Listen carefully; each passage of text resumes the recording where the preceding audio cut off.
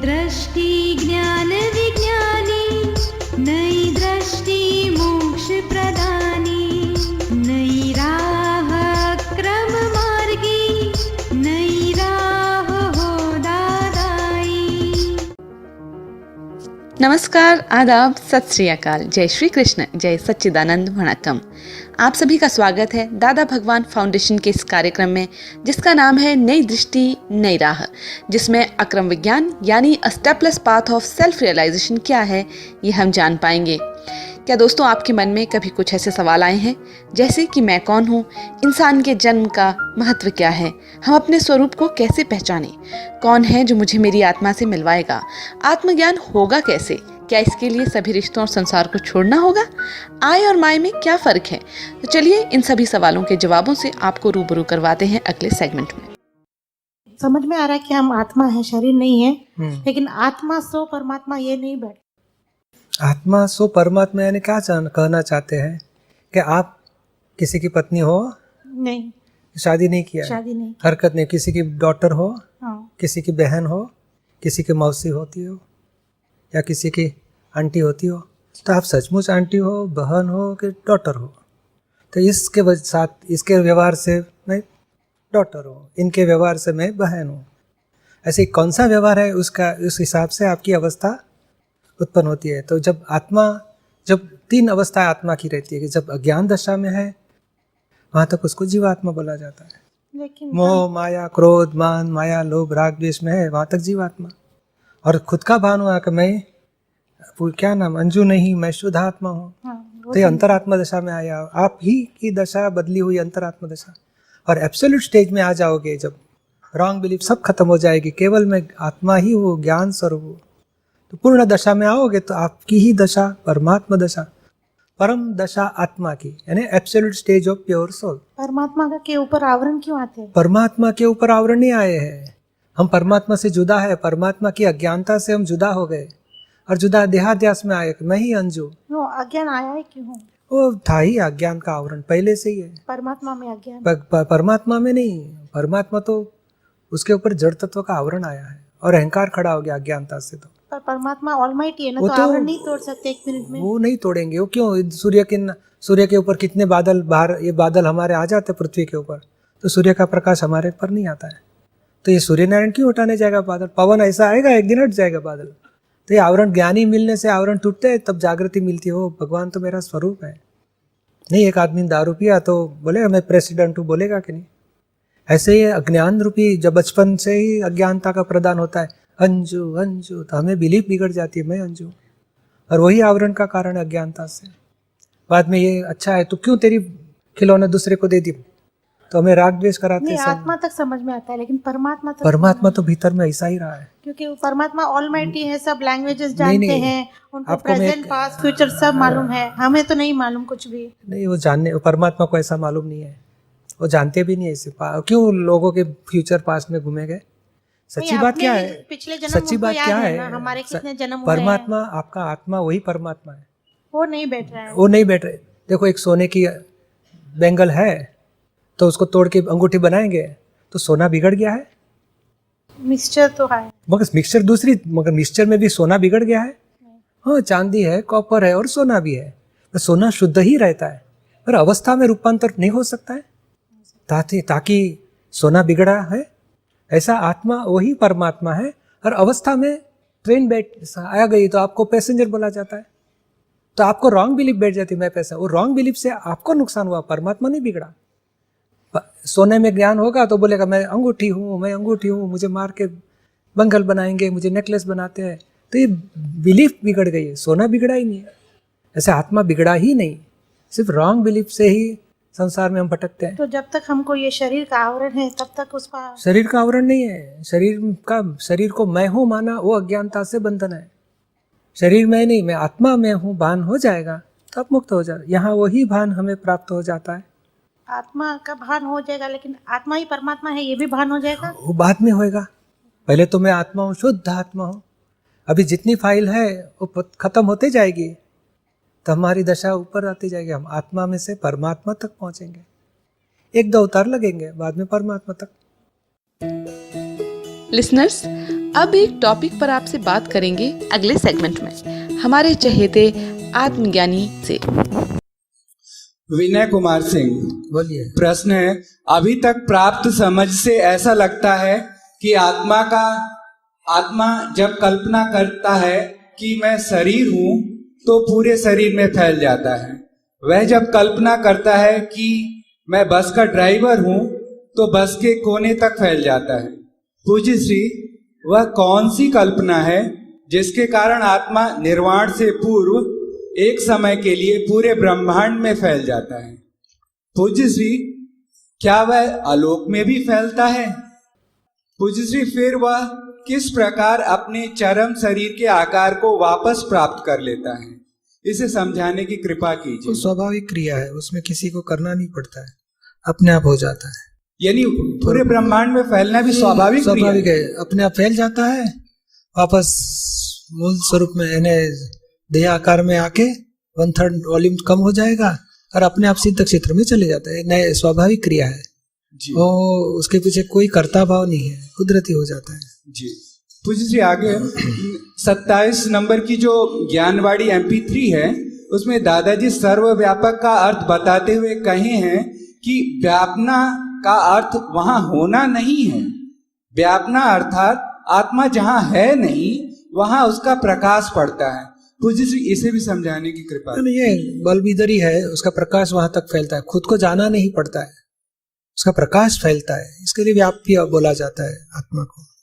यानी कि जो आप बताए कि अनंत प्रदेश पूरे ब्रह्मांड में फैलते हैं, वो अलग प्रकार से, वो अलग है। जब निरावरण हो गया देह से, सर्व प्रकार के कर्म बंधन से मुक्त हो गया, तब सारे ब्रह्मांड में एक बार ही फैलता है।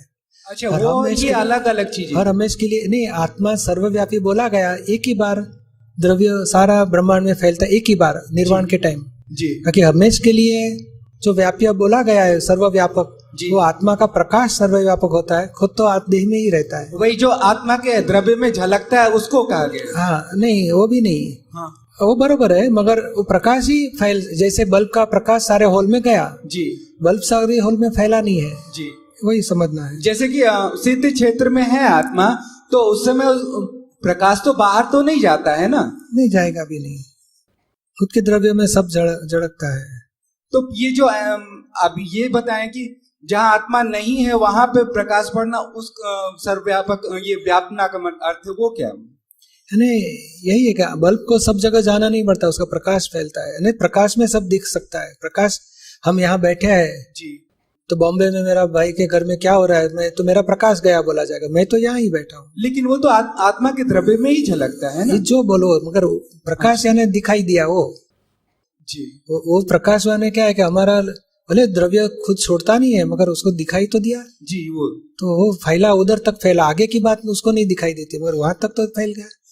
अवधि ज्ञान होता है तो अमुक लेवल तक देख सकता है, उसका आगे नहीं देख सकता है, तो उतना फैल गया बोला जाता है। और ड्राइवर के केस में जो फैलना है वो वैसा ही फैलना कि द्रव्य वहां तक फैलता है? नहीं, वो उसकी वहां तक उसकी दृष्टि पहुंचती है ना, वो चित्त उसका जाता है वहां। और शरीर में पूरा फैलना वो पूरा द्रव्य वो ही तो है ही। शरीर में तो जितना शरीर के आवरण है उतना ही आत्मा है जी। देह प्रमाण आत्मा है जी। साथियों, आत्मा की रोशनी दुनिया की बाहरी चकाचौंध से हजारों गुना ज्यादा शक्तिशाली है, जो हमसे जुड़े हर इंसान और इमोशन को रोशन करती है। तो चलिए आज अंतर मन का दीप जलाएं हमारे चहेते आत्मज्ञानी की ज्ञान भरी बातों से। आत्मा को जो है नित्य वो शाश्वत आत्मा है, उसमें मोक्ष की जो है ये प्रमाण की मुक्ति हो जाती है, फिर दोबारा आगमन होता है उसमें, कैसे नहीं, दोबारा आगमन नहीं होता। एक बार मोक्ष गति में आत्मा पहुंच गया, बाद में संसार में वापस नहीं आएगा। क्या कहना चाहते हो? नहीं, वहाँ मोक्ष में रह करके वहाँ पे क्या मोक्ष लोक से अलग ही है, क्या है? शाश्वत, भारतीय शाश्वत है। हाँ, शाश्वत अनंत समाधि सुख में रहता है। नहीं, हम फिल्म थिएटर में जाते हैं ना तो 3 घंटा देखने को मिलता है कुछ, हम पैसा दे के घुसते हैं थिएटर में, तो ये सारा ब्रह्मांड का थिएटर दिखने मिलता है उनको, और खुद के अनंत समाधि सुख में रहते हैं, यानी वो अनंत काल तक वही स्थिति में रहते हैं, अनंत परमानंद में। क्या कहना चाहते हो? फिर उसके बाद जैसे कि कहीं पे ऐसा है कि नहीं, वापस नहीं आते वो। एक बार पहुंच गए मोक्ष में वापस नहीं आएंगे। और दूसरे आत्मा जो अनंत अव्यवहार राशि में है वहां से आत्मा व्यवहार में आता है। व्यवहार में आवरण टूट के कंप्लीट आवरण वाला है आत्मा, वहां से कंप्लीट निरावरण हो गया। वो संसार में डेवलपमेंट का स्टेजेस है, और निरावरण हो गया वो आत्मा मोक्ष में चले जाता है। उसके ऊपर आवरण लाने के लिए दूसरा कोई तत्व है ही नहीं आसपास, इसके लिए नए आवरण आते ही नहीं, और मोक्ष में हमेशा के लिए रहता है आत्मा। समझ में आया आपको? आत्मा शरीर में कहाँ कुछ है ये बड़े हुए बाल, हेयर कटिंग करते, नेल कटिंग, उसमें आत्मा नहीं। बाकी सारी बॉडी में जहाँ पेन होता है वहां आत्मा है। बॉडी का जो शेप है वही आत्मा का शेप है। हाथी में हाथी का आकार है, चींटी में चींटी का आकार है, मनुष्य का आकार, उतना ही आत्मा फैला हुआ है इस शरीर में। समझ में आया? नेल कटिंग होता है उसमें आत्मा नहीं है, हेयर कटिंग होता है उसमें, हेयर जो पेन करता है हेयर खींचेंगे तो वहां आत्मा है। जहां जहां पेन होता है सारा शरीर में वहां आत्मा है। पूरा बॉडी का प्रमाण जितना आत्मा है। तो दोस्तों, जैसा कि आपने सुना, शरीर और आत्मा को अलग अलग करके जानना जरूरी है। आय और माय में फर्क समझ पाना ही आत्मज्ञान है, सेल्फ रियलाइजेशन है। तो चलिए आज के इस दिन में अपने आप को जानने की कोशिश करें। जय सच्चिदानंद। आत्मा का अनुभव शरीर में किस प्रकार होता है? तुझे कब से चालू हो गया आत्मा का अनुभव की बात? 2 महीने से। ओह, क्यों? ऐसी इच्छा हुई। निरुमा का सुनते हो? हाँ। अच्छा लगता है? हाँ। कौन सी बात उनकी अच्छी लगी आपको? क्या? निरुमा की बानी में से कौन सी बात अच्छी लगी आपको? जो सभी बातें। थोड़ा थोड़ा हृदय परिवर्तन होता है क्या? होता है। किसी को दुख देने की इच्छा नहीं होती है, और दुख दे दिया तो पश्चाताप हो जाता है। पश्चाताप करते हैं। बहुत अच्छी बात है। इतना ही जीवन में सीख लिया तो बहुत शांति बढ़ जाती है। आत्मा का अनुभव शरीर में किस प्रकार होता है? अभी आत्मा का अनुभव आपको है क्या नहीं मालूम नहीं है। नहीं, सचमुच तो नहीं होगा ना कि हुआ है। तो आत्मा का अनुभव नहीं है, उस स्थिति में कितने प्रकार के अनुभव तो होते हैं। परीक्षा में टेंशन बढ़ जाता है, कभी घर में मम्मी ने कुछ बताया, इतना काम करो, क्यों भटकते रहते हो, टीवी बंद करो, ये बंद करो, खेलना बंद करो, पढ़ो, तो दुख हो जाता है। कोई फ्रेंड ने कुछ गाली दे दी था, 2 फ्रेंड्स इकट्ठे एक हो जाए और आपको अलग कर दिया तो दुख लग जाता है। तो ये अनुभूति नहीं है आत्मा की। तो संसार में कितने प्रकार के दुख लगते हैं। किसी ने डांटा तो दुख लगता है, किसी इंसल्ट किया तो दुख लगता है, कभी लॉस हो गया तो दुख लगता है, असफलता मिली दुख लगता है। तो यही परिस्थिति होते हुए भी कोई भी प्रकार का दुख टच नहीं हो जाए, उसको आत्मा की अनुभूति बोला जाता है। ये संकल्प को शरीर में दुख आया तो अभी तो आपको भी दुख लग जाता है, अरे मुझे बहुत दर्द होता है, पाँव को दर्द होता है बहुत। और आत्मज्ञान के बाद पाँव को दर्द होएगा मगर आपको टच नहीं होएगा। ये शरीर के संकल्प के शरीर को टच होता है, मुझे नहीं। वो जागृति रहेगी आपको। समझ में? कौन से स्टैंडर्ड में पढ़ते हो? 7th। वो अनुभूति के बाद संसार के दुख टच नहीं होते। जैसे होली जलती है, लकड़े जलते हैं ना, तो देखने वाला को जलन होती है। हाँ, हाथ डालेगा उसको जलन होगी, देखने वाले को नहीं। तो आत्मा का धर्म देखना और जानना है। ये शरीर में आत्मा देखने जानने के खुद के धर्म में आ जाता है, फिर संसार का दुख और सुख उसको टच नहीं हो जाता है। अभी अज्ञानता है, उसके लिए कर्ता भोक्ता हो जाता है। जो कर्तापन आ गया है तो भोक्तापन हो जाना पड़ता है उसको। मैंने ये किया तो अच्छा हो गया तो सुख लगता है, बुरा हो गया तो दुख भी लगता है। ये सुख दुख लगता है, वहां तक अज्ञानता है। कर्तापन से सुख दुख का भुगतना पड़ता है। और आत्मज्ञान होने के बाद सुख दुख टच नहीं होता है, और भीतर का आत्मा का खुद का आनंद परमानंद रहता है। समझ में आया ना आपको? आप सुन रहे हैं नई दृष्टि नई राह, जो सुलझाता है जिंदगी के हर सवाल को। अधिक जानकारी के लिए लॉग ऑन करें hindi.dadabhagwan.org या फिर ईमेल करें dadaonradio@us.dadabhagwan.org या फिर फोन लगाइए 1877-505-3232 एक्सटेंशन 23। आज के लिए हमें दे इजाजत, कल फिर मुलाकात होगी। जय सच्चिदानंद।